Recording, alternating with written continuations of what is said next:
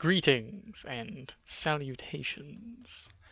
It is I, Nick, otherwise known as Knack, the developer of NickNacks.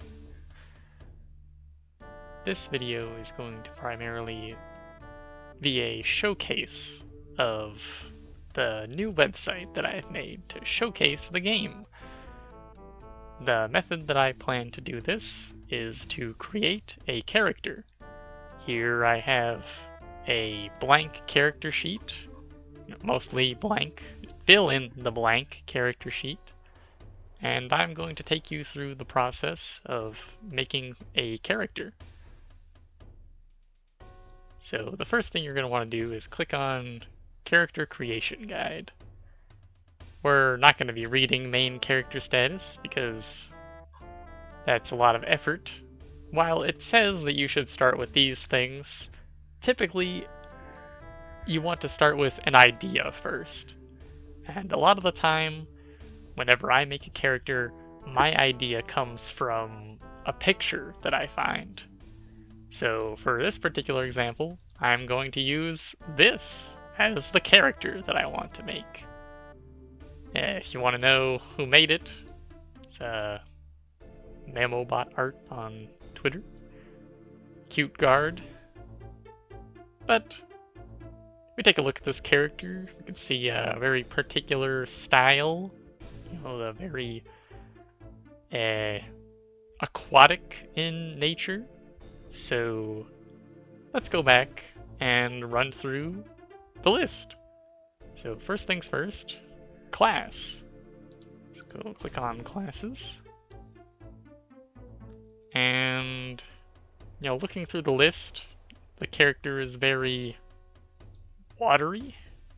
You know, there's obviously some kind of aquatic mastery going on here, so I think that waterbender is probably a pretty good fit for the class.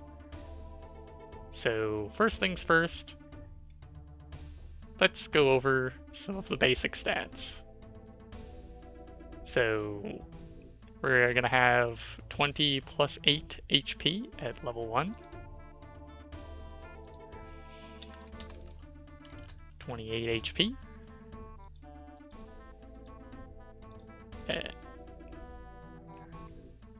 Poise is 6, DC Strength/Dex.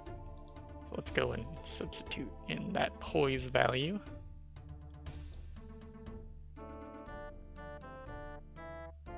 Plus 6 class.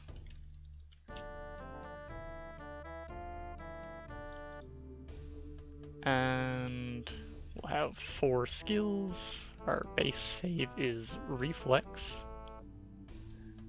We're not sure what our int is, so we don't know exactly how many skills we have.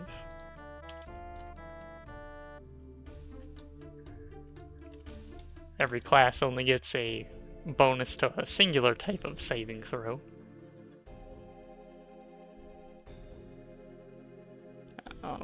Let's see here. So these 3 things are kind of interchangeable, and you might want to bounce back and forth between some of them when deciding what your character is. So, like, for instance, the Bender class can either be strength or dex based, and based on our picture, I mean, it doesn't really seem like a particularly strong character, so we're probably going to be dex based for this one. So when we decide our stats, we'll probably prioritize dexterity. Let's just open up distributing ability scores. So, as a basic idea, you have 6 points to deal with, and you can go up to 3, and the minimum is -1, which would give you additional points elsewhere. And here are some examples of what a stat arrangement might look like. So first things first, we're probably going to want +3 dex, and the rest of the choices will be based on the kinds of things that we're interested in. the Bender class in particular is focused around the Elemental Blast feature as your bread and butter thing that you're going to be doing most turns. It's a singular short-range attack that has a scaling damage component. For Waterbender, it does crush damage. Because of this, I'm kind of interested in investing in luck, so that way I can maximize that singular attack's bonus. So I think I'm just going to put 3 points into luck. There are plenty of reasons to put points into other stats, but for this demonstration, I'm just going to focus on luck. And that is our basic stat array. As it would happen, I have actually made a race that is loosely based off of a particular fan favorite Pokemon. You can see some of the art that I stole from the, what's it called? Pokemon Fusion game. But the race is called Eternal. And as we can see here, there is only a singular major feature, which means there is only one choice when it comes to those things. So we have telepathy as our primary feature. I think we're going to go with medium. We're a rather lengthy character.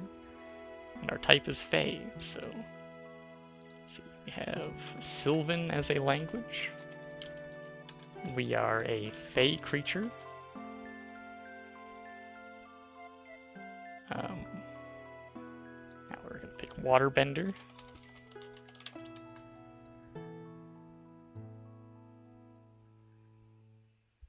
And let's start talking about race features. So, first up we have telepathy. If you want, you can take some of the text from the race page, just copy and paste it directly onto your character sheet if you want to remind yourself.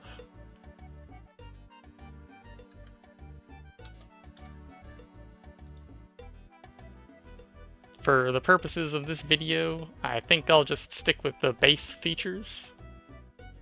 So I'm just going to go through and copy and paste all of these features directly onto my character sheet.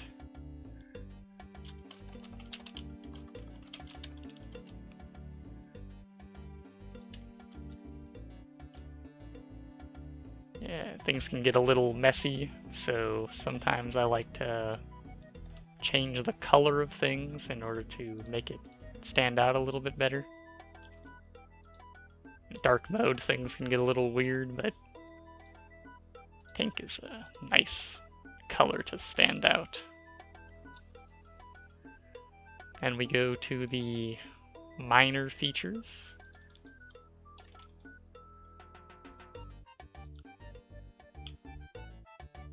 What was it called? Empathic connection. In general, the Eternal have lots of abilities centered around interpersonal relations and psychic powers. So we can communicate directly into people's minds, and we can see what their deepest desires are by being in physical contact with them.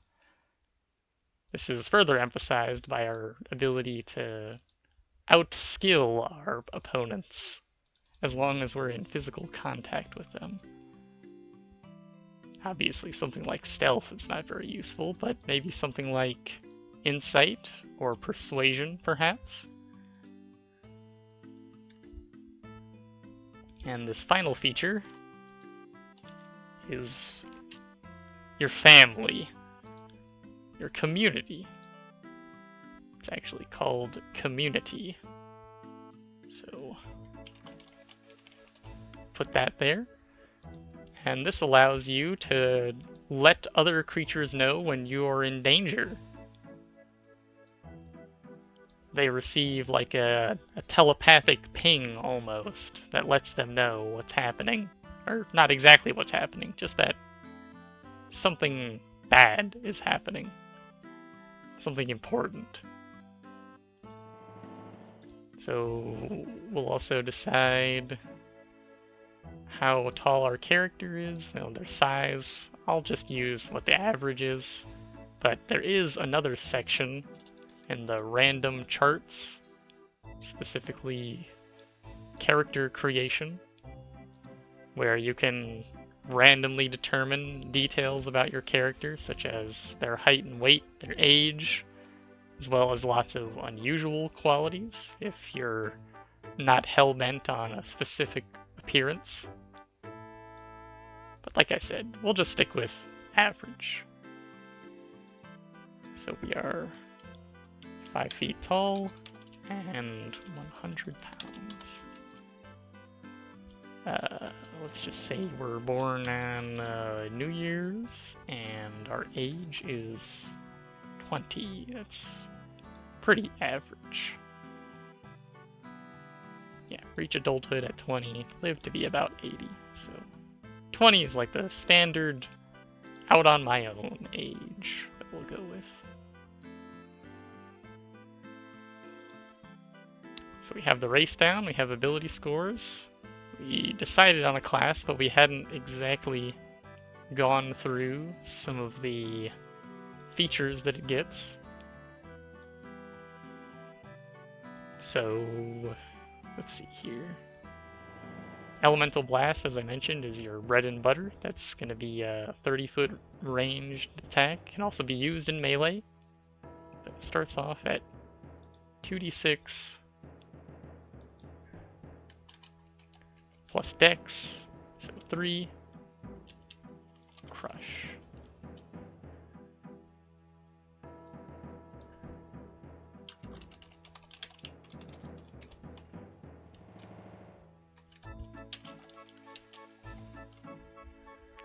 And attack is usually determined by your level, plus whatever your attack modifier is, so 1 plus 3 dex. So we'd have plus 4. I like to label what the attack is. And the damage type, you don't really need to spell it out, but I'll just put it here as this is usually what I denote it as. It's a parentheses C for crush damage. I'll write down 30-foot range as well. So that way I don't have to look back at it.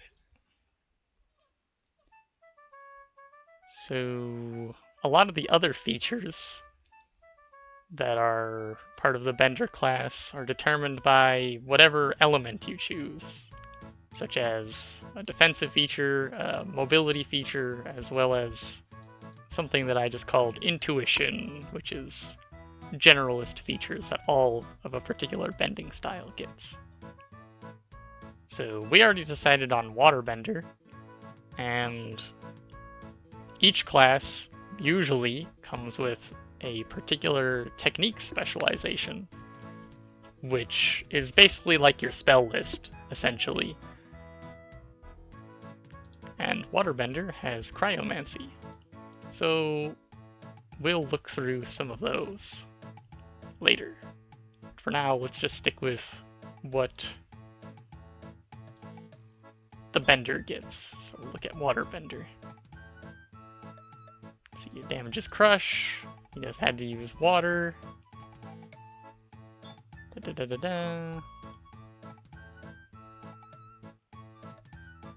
This is less important details, but this is relevant. Swim speed of 30 plus level times 5. So at level 1, you will have a swim speed of 35 that you can use on the water's surface. So I'll put that in the section with speed.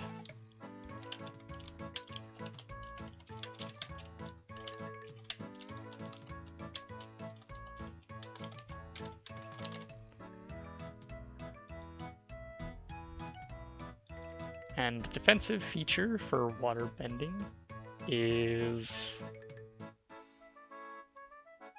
can use any shield actions.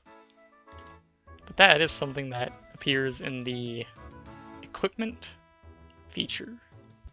We'll ignore that until we get to the equipment section.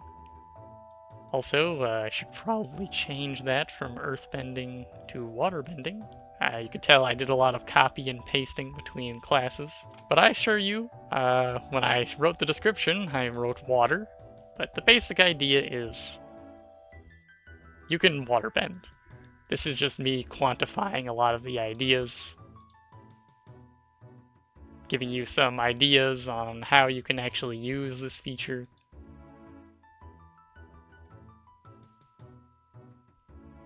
Again, you can just like straight copy and paste the entire description if you're worried about forgetting specific details. Waterbending is a pretty important feature of a waterbender, so I will do just that.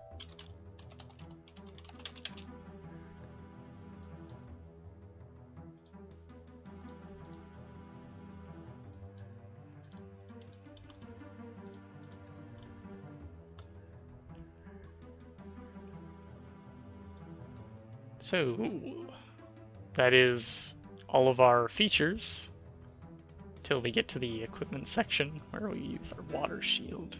Here, let's just do that now, actually.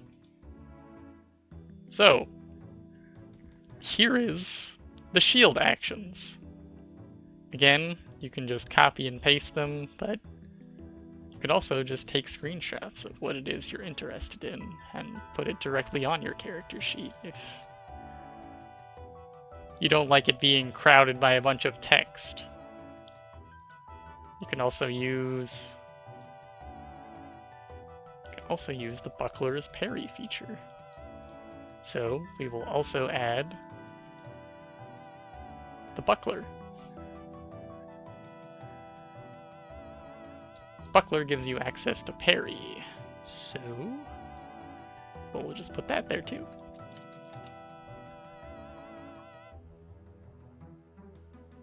Now on to those techniques. Let's go back to the base class.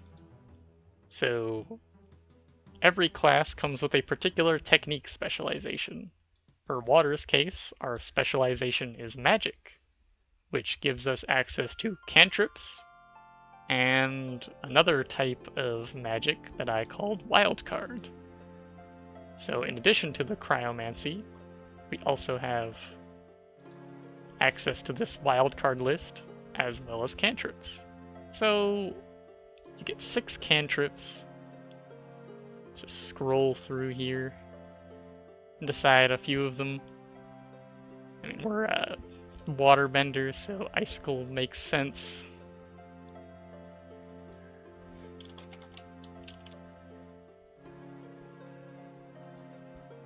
Lets you shoot a little projectile that slows movement speed. There are also some more generalist ones, like audiobook lets you read books. Technically, we don't really have a voice, since we can only speak telepathically, so that doesn't make too much sense. We can't really see in the dark, though. We don't have night vision or dark vision, so we'll take Dancing Light. And I won't go over all of the cantrips, but just know that you get 6. You can choose from this list. And then we can also go to Wildcard and see a bunch of other things that we have access to before we get to Cryomancy. Now, technically, we can prepare all of these techniques. We can, at any given time. At the start of each day, you decide what techniques you have prepared, but technically, if you wanted to, on subsequent days, you can prepare new techniques. So you can adjust them if you don't really want to have to deal with that kind of thing. So, let's see here. Arcane Pocket is a generally useful thing that essentially allows you to create a bag of holding type thing in your pocket. So let's do that one. It's one we have prepared.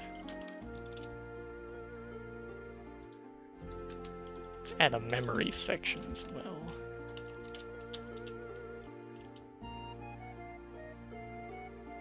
Memory is also another stat that I didn't include here. So we have 1 plus 1/2 level. Everything rounds down in this game, so we only have 1 memory slot.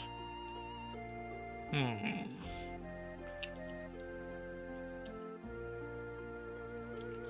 don't have any intelligence, so that is the only slot that we have. Cantrips don't actually take memory slots. Should probably write this as cryomancy.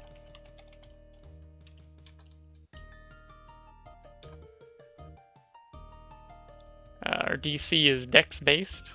We have 3 dex. You also add your level to the DC, so we have a DC of 14 for our abilities. I think instead of a general option from the wild card list, we should choose something from the cryomancy list that's a little bit more fitting of a watery character. So we could go for Blanket of Snow for CC, Frost Armor for defense.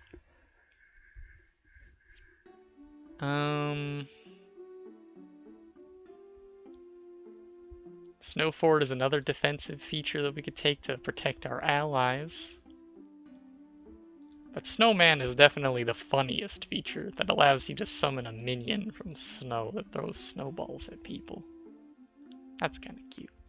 We're a cute character. We're snowmanning it up.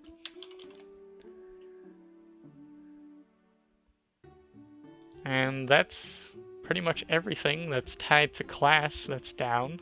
Oh, I guess we can calculate our... Oh, we don't have our equipment yet. We can't calculate our poise quite yet. So, back to the quick character creation. We've got our class, got our race, our ability scores, so we don't need this, or this, or this. And so let's move on. So, skills are what we're going to be using in order to do most of the interaction of the game. Things that happen outside of combat. There's a whole section for that. So here is a list of all the skills. Knowledge is broken up into a lot of skills, each one with their own uses. And because of our class, we get access to 4. We don't have any other additional bonuses from things like intelligence. So here's where you'd have to decide some more intimate aspects of your character, like what they're good at. Your first few handful of big choices. In general, we're playing a character that does particularly well in social situations, so persuasion is probably a good option.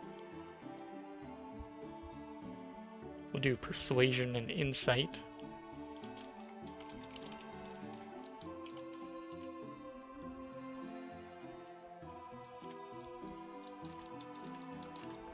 Four skills. Just copy and paste it, and replace it with whatever works. I like to format it like this because it makes it look a bit neater. We don't have any wisdom, so our flat level bonus is 3. We also don't have any charisma.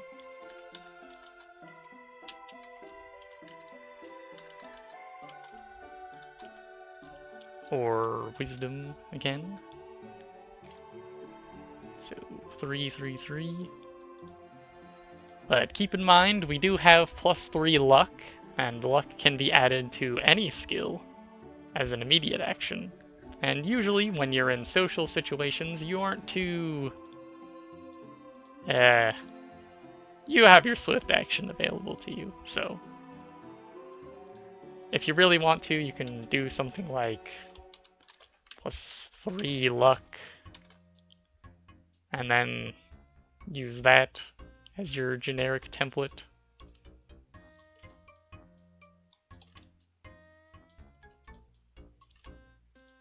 you don't want to forget about your skill bonuses.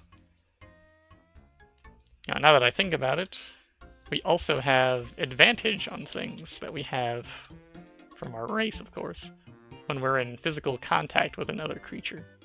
So we should also probably write advantage physical contact. And we use this as our template for all of our skills, since those are more general features that can be applied to any skill. And we're going to be choosing Insight. Change the key ability score. You know, we're a dex-based character, so it's never a bad idea to have stealth. Generally good skill. Oh, we don't. So base bonus is 6. And we'll just take a knowledge skill to be generally more useful. We'll say we're a fey creature. We'll pick nature.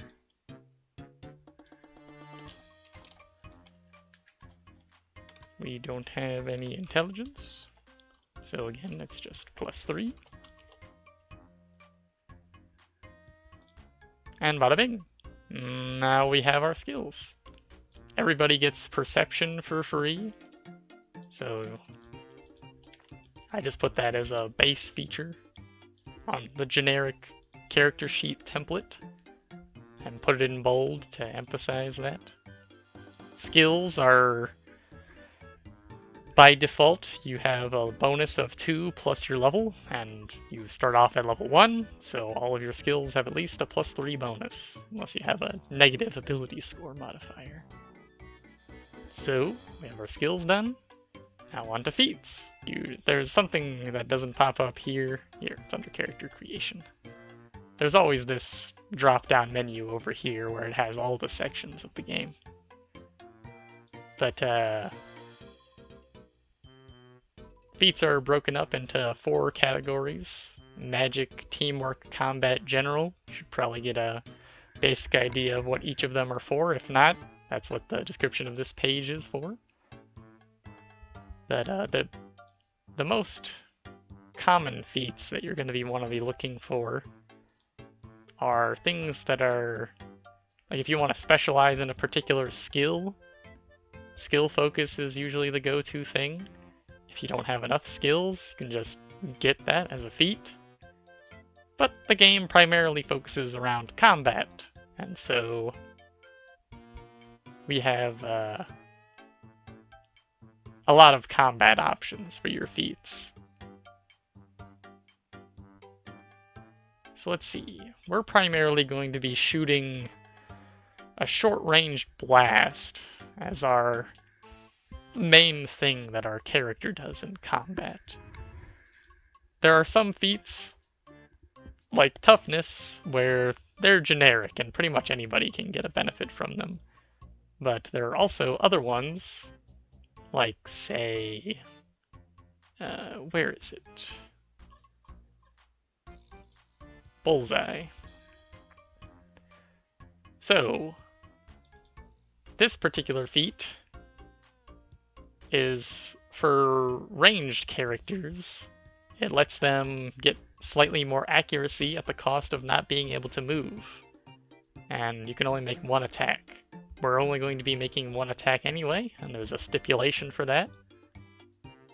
Then we can increase the cast time, quote-unquote, of our water-bending blast to a full round action and get +2 to attack. So I'm going to choose Bullseye. And we can write that down where our attack is.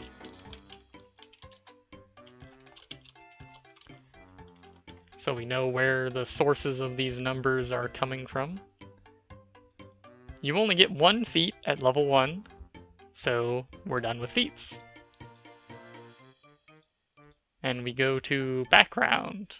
Background is in the equipment page. Backgrounds give you access to things that are generally too expensive for you to purchase, or they have a specialized focus in what they deal with. So for instance, the Family Man background gives you access to a house. And over the course of your adventuring day, you very well might accumulate some debuffs that require you to rest. And if you have a house, then that means that you don't need to pay for lodging or like going to another place like a bar or something to hang out and get rid of some of those debuffs that accumulate over the course of the day. So you always have a place you can return back to. I will be choosing Family Man as my background.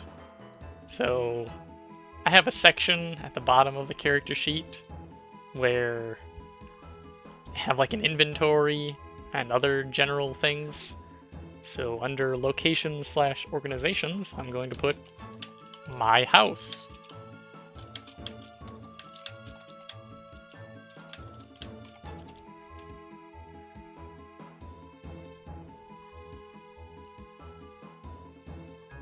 I'm not exactly sure what my character's family situation is looking like, but that's something that we can figure out later. That's enough for backgrounds. Now we're on to equipment. You get 1,000 starting gold. So, yeah, this is 5,000. We'll change it to 1,000. We're already on the equipment tab. So we can go over types of weapons you have access to. And armor, of course, as well. Now, the waterbending class actually has its own built-in attack to it, so you don't really need a weapon as the waterbending class. However, we do need a staff in order to cast our magic, so we should get some of those.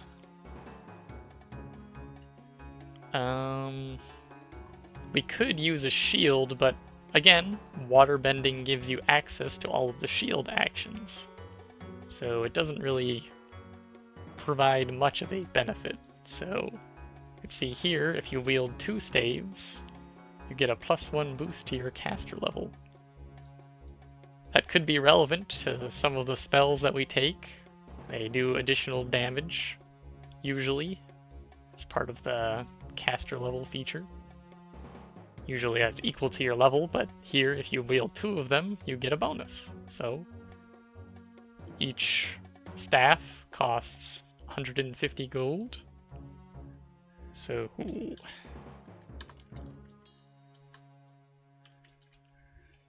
2 light staves. And also denote our caster level increase.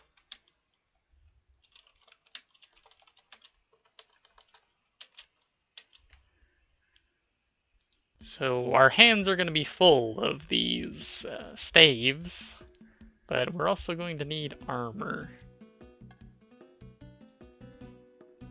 Typically, armor is determined, what armor you wear is determined by how much strength you have.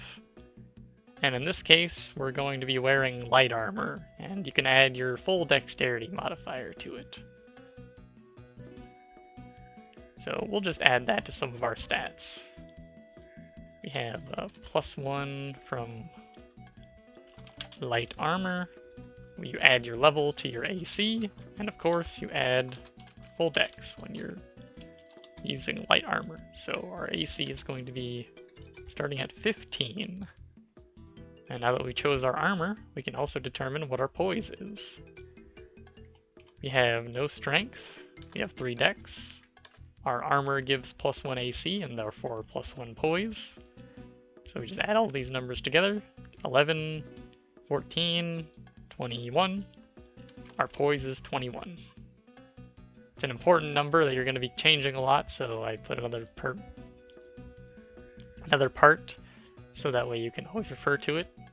Initiative is based off of dexterity. We have +3. Fill that in. Also, we have to figure out how much it costs. Where is that? Here we go. Light armor costs 50 gold.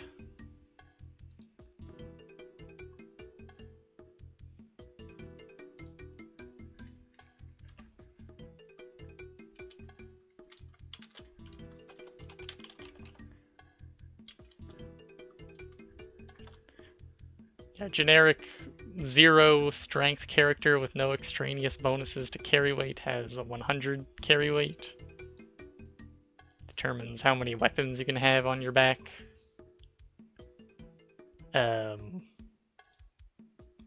This page can also be used to determine how much you're carrying at any given time. We have light staves and light armor, so we're packing light.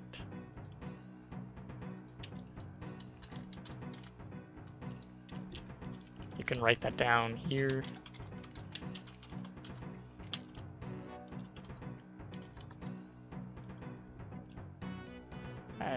This type here.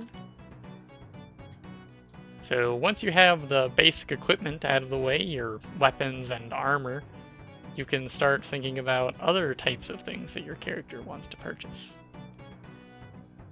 Now, this could be very basic magic items. I have a list that I'm currently working on that doesn't have a lot of things on it at the moment, but they're also alchemical items.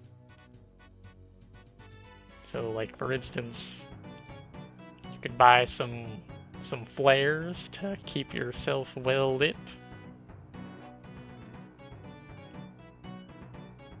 And I'm going to go to the ability scores page and look at dexterity to make sure I'm not missing anything. AC, attack and damage, initiative, reflex. Nope, we already did all that. And then luck. We added that to all the things that we needed to. But luck also comes with boons. And for every point of luck, you get an additional boon. Boons can give you access to permanent stat buffs or temporary new abilities. So there are 20 different boons for you to choose from, so I'll just open up a dice rolling program. Roll some d20s. Alright, so we got a 1 and 2 10s. We have access to the mysterious stranger once. It's pretty important, so we should probably put that somewhere here. Oh, that's in between one of the water bending sections.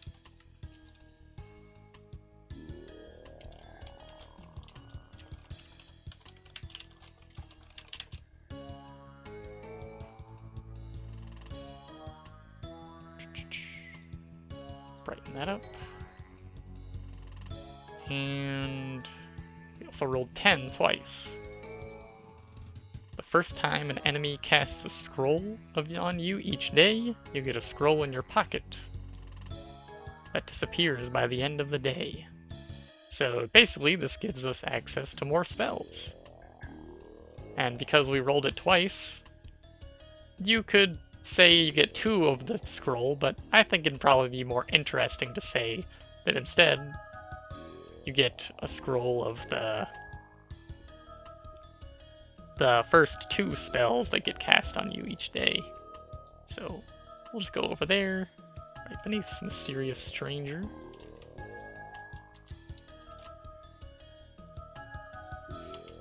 Copycat times 2. If you don't feel like using the same thing twice, it's fair game for you to re-roll it, but they are designed to stack, so we'll just add a stipulation here. 2 times. And I'm gonna cast a spell each day. Alright. So now that's out of the way. Close that. Did skills, background, equipment, and the rest of the character is going to be mostly up to you. on how much detail you want to put into it. You know, you want to write your character's backstory. But as far as mechanically, everything that you have on your character sheet should be... that should be it.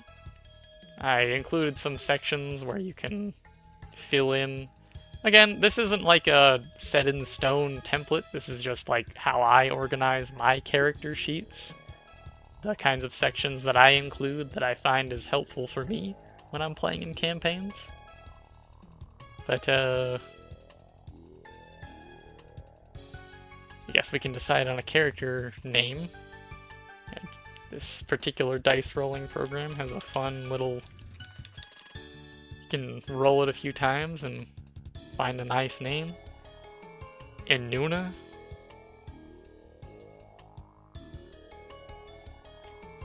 Let's try a few more times. I don't like any of these. You get some really weird ones. I don't even know what this character is. Got Meg Kharid. You know what? Let's just do something really simple. Take a portion of the name. We are Meg. I like to put a little icon on my character sheet. If you try and just copy and paste it directly, it'll do some weird things to it, so you can wrap text. Shrink it down to the size you desire. Then I'll also put it at the very bottom of my character sheet, just full picture. You can center it so it looks a little nicer. One last thing. I know we said we weren't going to be reading main character status, but it is very important when determining your HP. And it increases your total HP by 10. Just a flat amount to make it so you're a little bit more durable in the early game. Well, throughout the game, but it's more impactful in the early game. So let's just increase the HP value by 10. This part isn't particularly relevant for your character sheet, just something you need to keep in mind. Another thing that I did not mention when we were going over equipment is the Jizzle Physic.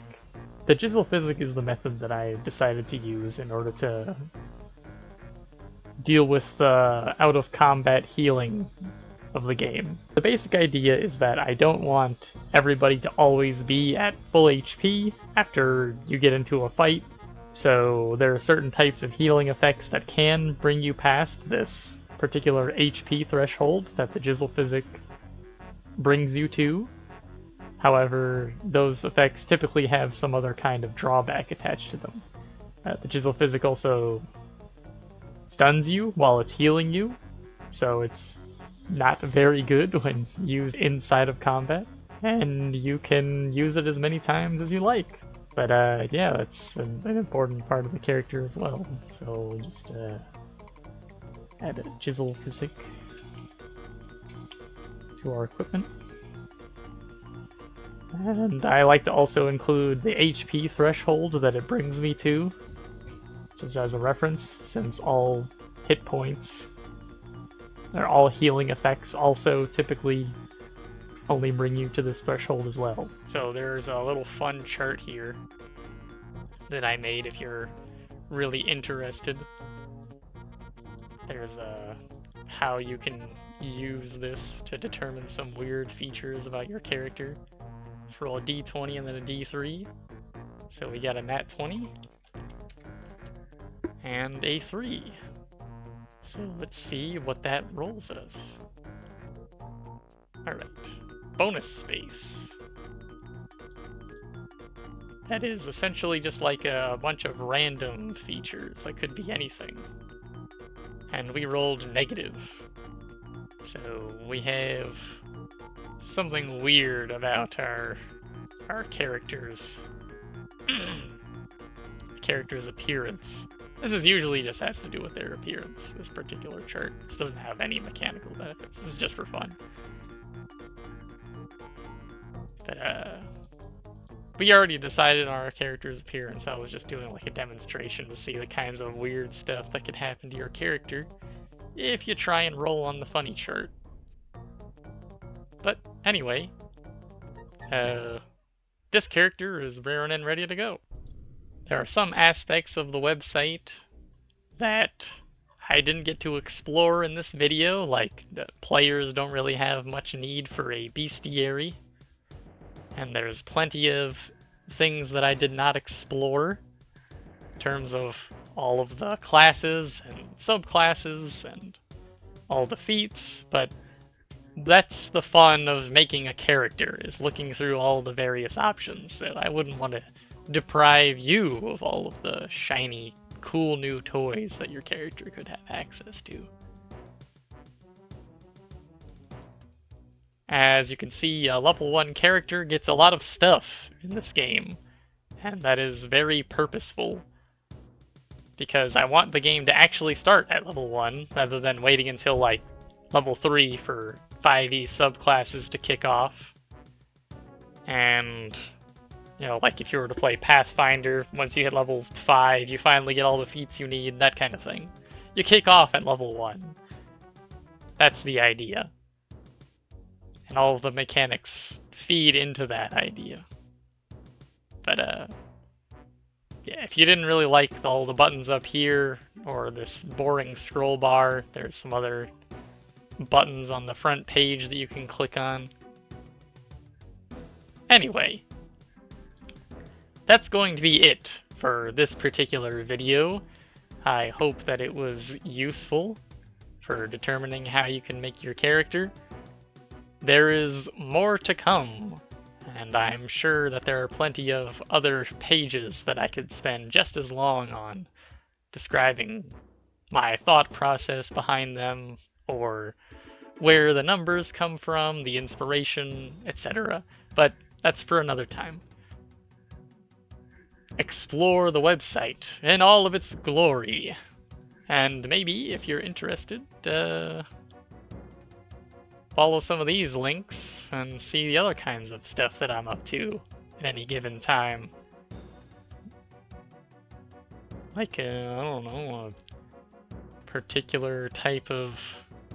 Maybe you could do some type of financial donation, perhaps? You know, maybe just a little monthly membership type thing? Join the Discord server, perhaps? Maybe? If you're interested? I should also add a caveat that not all classes are created equal. And under the quick character creation guide, I have another chart that shows off which classes I have that are either completed, playable, or not done. And there's a description of each of the classes if you don't feel like reading through each one to look at their features. Basically, C is good, P is okay, ND means play at your own risk. A lot of the content in this game has yet to be play tested, and even more of it is still in the beta phase. So if you get in now, maybe you can be part of that development by giving me your thoughts and opinions. But until then, I'm just going to keep pedaling away, adding features, adding spells, adding feats, and finishing up the classes, hopefully. I will post a link to the template that I used in order to make this character sheet, so that way you can follow along in the video and add as I do. There are going to be some times where you're wondering where numbers come from, but that's just because of, you know, I made the game, so I know where all of the numbers come from. But you might have to look some things up in the rules section. Maybe someday I'll make some kind of printable character sheet for you, but until then you're just going to have to stick with digital, or whatever format that you use whenever you play tabletop games. I will include a link to the website, so that way you can browse to your heart's content. Everything is free, but I hope that you'll be interested enough to invest in the future of this game. Farewell, fellow gamers.